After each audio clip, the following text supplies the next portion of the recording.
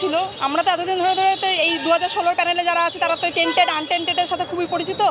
একদম পরিষ্কার দেখলাম তার নামটা বারবার করে এসে খুঁজে যাচ্ছে এক্সামিনাররা যে কে সে এলো, একদম পাশাপাশি প্রশ্ন, পাশাপাশি দুজন মিলে দেখলো, উত্তর করলো, সমস্ত কিছু একদম সে যে প্রশ্ন পেয়েছে সেটা পুরো পরিষ্কার বোঝা গেল আমার সামনে চোখে দেখা। এবার আমরা কি করবো বলি, আমরা কি করবো, আমাদের আর কিছু করণীয়। আমার মনে হলো, এটা আমার ব্যক্তিগত মতামত, না হলে কেউ যার নাম এসে বারবার করে জিজ্ঞাসা করে যাচ্ছে ইনভিজিলেটররা যে কে এই সেই ব্যক্তিকে, তারপরে এলো সে একদম পাশাপাশি পুরো দেখাদেখি করে উত্তর লিখলো। কোন রুমে করেছিল এটা? নিচে ওপরে। মানে কোন রুম মনে আছে? আমার রুমে।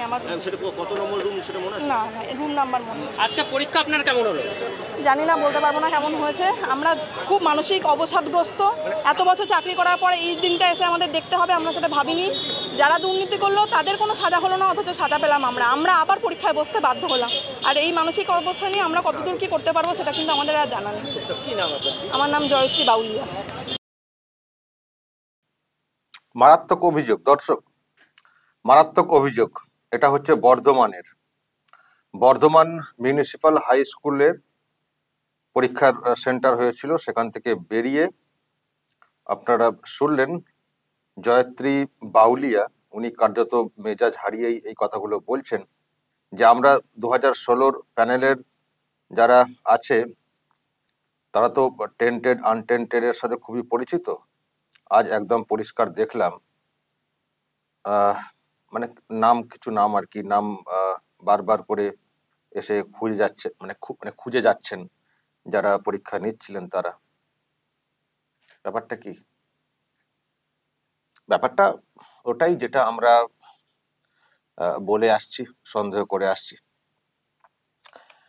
যে যাদেরকে এখনো মানে দাগি বলা হচ্ছে না তার মানে এই না যে তাদের মধ্যে কেউ দাগি নেই।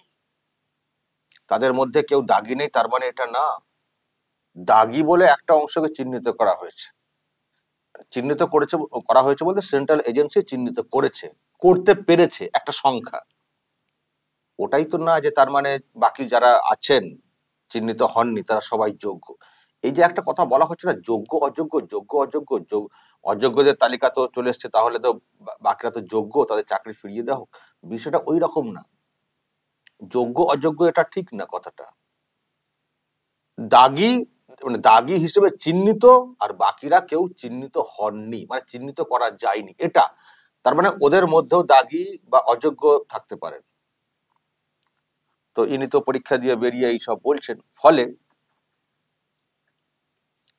সেন্ট্রাল এজেন্সি হয়তো চিহ্নিত করতে পারেনি পুরোপুরি, কিন্তু যারা কাজের কাজী তারা তো জানেন না, তারা তো জানেন যে কারা এখনো দাগি হিসেবে রয়ে গেছেন। সব তো তথ্য তো লোপাট করে দিয়েছি, খুঁজে দেখেও পাবে না। কিন্তু আমাদের যেটা দায়িত্ব, ওদেরকে ফের চাকরিতে ঢোকাতে হবে। ফলে যারা করেছেন তারা ভালো করে জানেন, ভালো করে দর্শক বুঝবেন যে তালিকা প্রকাশ হয়েছে, সেই তালিকা কিন্তু এসএসসি আলাদা করে করেনি, আর এসএসসি ওটাকে আলাদা করে পৃথক করে তালিকা প্রকাশ করেনি। ওই তালিকা প্রকাশ পেয়েছে সেন্ট্রাল এজেন্সি যে তদন্তটা করেছে, সেখান থেকে যেসব মানে ডিসপিউট দেখিয়েছে তার ভিত্তিতে। তাও তো সবটা বের হয়নি। আপনারা শুনেছেন, শুভেন্দু বলেছেন অনেক নাম তো বাদ রেখে দেওয়া হয়েছে, সে মামলা তো হবেই। তো যাই হোক, যেটা হয়েছে সরকার পক্ষ তো স্বীকার করেনি, প্রথম থেকে সরকার পক্ষ তো স্বীকার করেনি এসব হয়েছে বলে। নানান ভাবে তারা এড়িয়ে যাওয়ার চেষ্টা করতো যে দুটো একটা যদি কোথাও ভুল হয়ে থাকে, এরকম আর কি। ভুল করা তো মানুষের অধিকারের মধ্যে পড়ে, মুখ্যমন্ত্রী বলতেন। কিন্তু এটা তো ভুল না, এটা তো ক্রাইম হয়েছে না। তো ফলে দর্শক, যে সংখ্যাটা পরীক্ষাতে বসেছে সেই সংখ্যার মধ্যেও অনেক দাগি আছেন, এটা আমিও কোথাও বিশ্বাস করি। তো সেই জন্য এখন উনি যে কথাটা বলছেন, যেভাবে নাম ধরে ডাকাডাকি, খোঁজাখুঁজি এবং পাশাপাশি বসিয়ে এইসব করানো হয়েছে, তারপরে প্রশ্নপত্র পেয়ে যাওয়ার কথাটাও এসছে, হতে পারে, মানে অস্বাভাবিক কিছু না। উনি যে সন্দেহটা প্রকাশ করেছেন বা বলতে চাইছেন, দাবিটা যেটা করছেন, এটা অস্বাভাবিক কিছু না। যারা যোগ্য তাদেরকে চাকরিতে কন্টিনিউ করতে হবে, সেই দায়িত্ব তো নিচ্ছে না শাসক। শাসকের দায়িত্ব সবসময় যারা দাগি তাদেরকে যে কোনো ভাবে কন্টিনিউ করতে হবে। যেগুলো আলাদা হয়ে গেল বেচারা, ওদের জন্য দেখছি অন্য কিছু। কিন্তু যাদেরকে এখনো আলাদা করা যায়নি তারা যেন প্রত্যেকের চাকরিটা পায়। একটু খোঁজ নাও, কে কোথায় আছে, যার কাছে যা টাকা পয়সা দিয়েছো ওদেরকে ঢোকাও। ওদেরকে আগে চাকরিতে ঢোকাবে, না হলে কিন্তু মুশকিল আছে। মনে হচ্ছে কোনো একটা তাড়া রয়েছে। যে সবাইকে তো আলাদা করতে পারেনি, এটা একটা বাঁচুয়া, খানিকটা হয়েছে, কিন্তু বাকি তো অনেক তো রয়েছে। ওদেরকে এই সুযোগ, ওদেরকে চাকরিতে কন্টিনিউ করে দাও, তাহলে ওই পাপ থেকে আমরা মুক্ত হব। বাদ বাকি ওদেরকে দেখছি অন্য কোথাও চাকরি, যেটা আর কি বাদ দেওয়া হয়েছে, ওদেরকে অন্য কোথাও চাকরির ব্যবস্থা করছে। মুখ্যমন্ত্রী তো বলেছেন, আপনারা দেখেছেন তো। ফলে যে কথা উনি বাইরে বেরিয়ে এসে বলছেন, একেবারে অমূলক কথা এটা না। আমি আর একটা কথা দেখছিলাম, আমাকে হোয়াটসঅ্যাপে একজন স্ক্রিনশট তুলে পাঠিয়েছেন, মানে ওই গ্রুপে আলোচনা হয়েছে যারা পরীক্ষার্থী, তাদের বক্তব্য যে মানে ওটা ওটা নতুনদের তরফ থেকে, যেটা নতুন যারা পরীক্ষাতে বসেছেন তাদেরই মনে হচ্ছে লেখা। তাদের বক্তব্য, যারা পুরনো তারা সব এক ঘরে মানে বেশিরভাগ বসেছেন একই ঘরে, আর সব দেখাদেখি করে করছে। এখন সেই পুরনোদের, মানে পুরনো তারা বলছেন, কিন্তু পুরনোদের মধ্যে আর ভাবতে হবে, পুরনো বলতে কি মানে যোগ্য অযোগ্য, নাকি অযোগ্যদের কি আলাদা করে বসানোর ব্যবস্থা করা হয়েছে একেবারে, যাতে দেখাদেখি করে তারা পরীক্ষা দিয়ে ওই একটা মিনিমাম নাম্বার তারা যাতে পেতে পারে। বাকি তো 30 নম্বর হাতে রয়েছে, শুধু নামটা ছুঁয়ে মিনিমাম একটা নাম্বার নিয়ে এসো।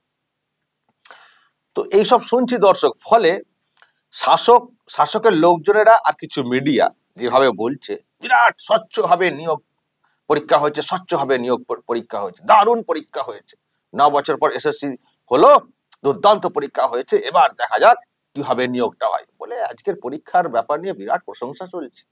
আবার শিক্ষামন্ত্রীও নাকি রিয়াকশন দিয়েছেন, দারুণ পরীক্ষা হয়েছে। কার মুখে কার কথা শুনছি? হ্যাঁ, ওরই লোক বলেছিলেন, আরে ব্রাত্য বসু চাকরিটা কাকে দেবে, কি যেন উনি নিজে বলেছিলেন, তৃণমূলীদেরই চাকরি হবে, কোথায় হবে, কিভাবে হবে বলবো না, নিজে বলেছিলেন। আবার আজকে পরীক্ষা নিয়ে নিজে আবার রিয়াকশন দিয়েছেন, শুনছিলাম। হাসিও পায়, এসব দেখলে লজ্জাও লাগে। তো যাই হোক দর্শক, এইসব শুনছি, খুবই মারাত্মক বিষয়। আর আমি তথা আরামবাগ টিভি যেটা বলে, আপনারা জানেন, মিলে যায়। আমি বলেছিলাম যে দেখবেন এবার কিন্তু পরীক্ষার প্রশ্ন কিন্তু খুব সহজ হবে। তো যারাই পরীক্ষা দিয়েছেন, নতুন থেকে পুরাতন, ম্যাক্সিমাম তারা কিন্তু একই কথা বলে যাচ্ছেন সবাই, যে পরীক্ষার প্রশ্ন কিন্তু এবার খুব সুন্দর হয়েছে। আমি দর্শক আপনাদেরকে একটু শোনাই কয়েকটা বক্তব্য। মানে পরীক্ষা খুব সুন্দর হয়েছে, প্রশ্ন খুব সহজ হয়েছে আর কি, এটা বলেছেন। আমি আমি আমি গোটা তিনেক বক্তব্য শোনাই, তাহলেই বুঝতে পারবেন এবং কেন এটা করা হয়েছে এবং কেনই আমি আন্দাজ করে বলছিলাম, তাহলে তার পরিষ্কার উত্তরটা আপনারা পেয়ে যাবেন। আমি কয়েকটা বক্তব্য শোনাই দর্শক, প্রশ্নপত্র নিয়ে কে কি বলছেন। বাংলা এক্সাম ছিল আমাদের, এসএলএসটি 9-10 এর এক্সামটা ছিল, ভালোই হয়েছে। আশাবাদী আছি, এবার দেখা যাক কতটা কি হচ্ছে, রিক্রুটমেন্ট ঠিকঠাক হচ্ছে কিনা সেটাও তো দেখতে হবে। ভালো হয়েছে। এবার এখানে তো 7টা প্রশ্ন, এবার যে যত বেশি উত্তর দেবে সেটা নির্ভর করছে কাট অফের ওপর, কিন্তু পরীক্ষা ভালো হয়েছে। প্রশ্ন ভালো ছিল, কেউ যদি পুরো ধরো সিলেবাস পড়ে আসে তাহলে সে সবই উত্তর দিতে পারবে। কোয়েশ্চেন পেপার খুবই সহজ ছিল, আর এমনি যারা একটু কালচারের মধ্যে আছে তারা যথেষ্ট মানে ভালো পারবে। আমি বিভিন্ন মিডিয়া তো দেখছিলাম, সবাই মোটামুটি একই কথা বলছেন, প্রশ্ন কিন্তু খুব সহজ হয়েছে। তার মানে সবাই মোটামুটি নাম্বার পেয়ে যাবেন, কিন্তু চাকরিটা তাহলে কারা পাবেন?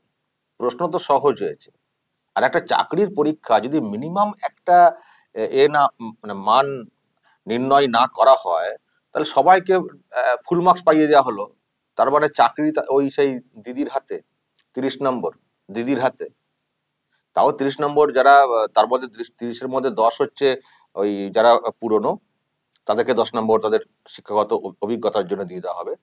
বাকি যে 20-এর মধ্যেই তো খেলা, 20-এর মধ্যেই খেলা। কি ভাবছেন? এখানে তো যা শুনছি ম্যাক্সিমাম 60 হয়তো সবাই পেয়ে যাবেন, 60 নম্বরে। তাতে লাভ কি হবে? সবাই পেলে তো লাভ নেই। তার মানে তফাৎটা কোথায় গড়বে? ওই ইন্টারভিউ, ডেমনস্ট্রেশন 20 নম্বর, আর যারা এক্সপিরিয়েন্স টিচার ছিলেন তারা তো 10 নম্বর ওদিকে তো এমনি পেয়ে যাবেন। তো ওই 30 নম্বর পুরনোদের জন্য সেখানে তফাৎ গড়বে, আর নতুনদের জন্য ওই ডেমনস্ট্রেশন আর ইন্টারভিউ 20 নম্বরে তফাৎ গড়ে যাবে। দেখবেন পছন্দের লোকেরা 20-তে 20 আর অপছন্দের লোকেরা 20-তে 2। এখানে আপনি যদি 60 পেয়ে যান, আপনি নাম্বার 1 র্যাঙ্ক করে ফেলুন না, তাতেও চাকরি পাবেন না। কি করে পাবেন? নাম্বার 1 র্যাঙ্ক করে ফেলে 60-এ 60 পেয়ে গেলেন, আর ওখানে যে 20 নম্বর থাকবে ডেমনস্ট্রেশন এবং ইন্টারভিউ 10-10, ওখানে আপনি 2 পেলেন, তো 60-এ 60 পেয়ে কি লাভ? তাহলে আপনি মেধাবী কি মেধাবী না তার কোনো হলো না। আপনিও 60 পেয়েছেন, আপনার কম মেধার যে তিনিও 60 পেয়েছেন। আর হলে হলে যা বলাবলি হয়েছে শুনছি, ওনারাও 60 পাবেন, অযোগ্যরাও 60 পেয়ে যাবেন। উনি যে মানে ওই যে প্রথমে যে এই যে ইনার যে বক্তব্য শুনলেন, তাহলে সবাই তো পেয়ে যাবেন ফুল মার্কস। চাকরিটা কারা পাবেন? তারপরে চাকরি তারাই পাবেন যাদেরকে দিদি চাইবেন। চাকরি এখন দিদির হাতে, তো কি করবেন আপনারা? ফলে পরীক্ষা ভালো হলেও যে আপনারা চাকরি পাবেন সেটা নিশ্চিত না। আমি দেখছি যারা পুরনো তাদের মধ্যে এই আক্ষেপটা আছে, তারাও আক্ষেপ প্রকাশ করেছেন। আসলে যার বক্তব্য প্রথমে শুনলেন, ওই রকম নাম ডেকে ডেকে আলাদা করে পরীক্ষা দেওয়ার ব্যবস্থা করানো, পুরনো হয়েও সবাই তো সেই সুযোগটা পাননি। আর পুরনোদেরও পরীক্ষা ভালো হয়েছে, যারা মোটামুটি পড়তে পেরেছেন। সবাই যে প্রিপারেশন ঠিক করে নিতে পেরেছিলেন তা না, কারণ অনেকের অনেক সমস্যা নিয়ে। তো যাই হোক, আমি পুরনোদেরও বক্তব্য একটা শুনছিলাম, দেখুন তারাও এখনো পরীক্ষা দেওয়ার পরেও কিভাবে আক্ষেপ প্রকাশ করছেন, একটু দেখুন। আমাকে এই সরকারের এই দুর্নীতি করার জন্য আমার চাকরিটা গেছে, ঠিক আছে। এবং সেই সরকার গতবারও ঠিক এই এত সুন্দরই পরীক্ষা হয়েছিল, পরীক্ষা ব্যবস্থাপনায় গতবারে কোনো গলদ ছিল না।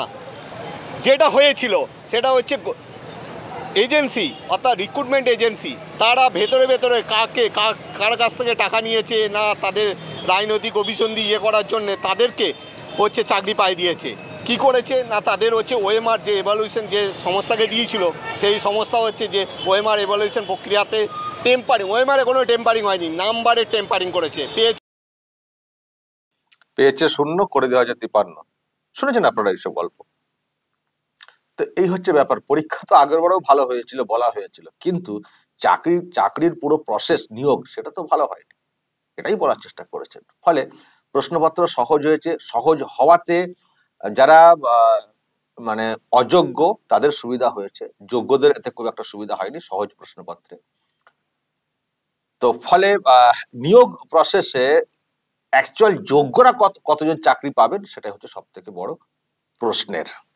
তার মধ্যে আবার এইসব কারচুপিও করার একটা চেষ্টা হয়েছে বলেও অভিযোগটা এসছে। দর্শক বলবেন আপনারা, যা বলার অবশ্যই বলবেন কমেন্ট বক্সে, নজর রাখবেন আরামবাগ টিভিতে।